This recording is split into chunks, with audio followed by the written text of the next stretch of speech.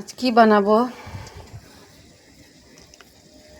কলার মৌচা নিরামিষ রেসিপি করব।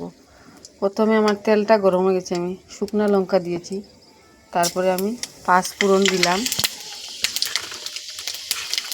এটা শুটকি দিয়ে শুকনা মাছ দিয়ে অনেক টেস্টি হয়।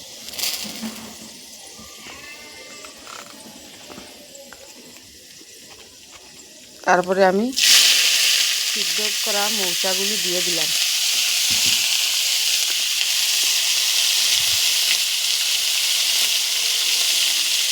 অল্প হলুদ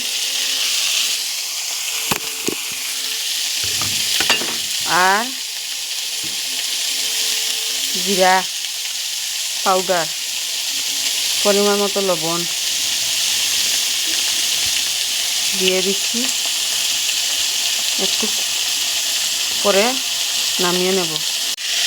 একটু নাড়াচাড়া করতে লাগবে,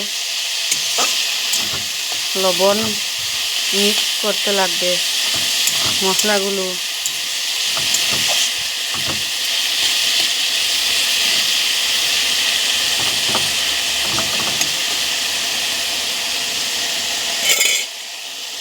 রান্নাটা হয়ে গেছে,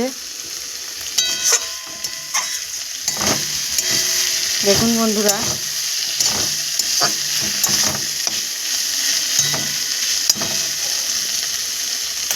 এখন নামিয়ে নেব।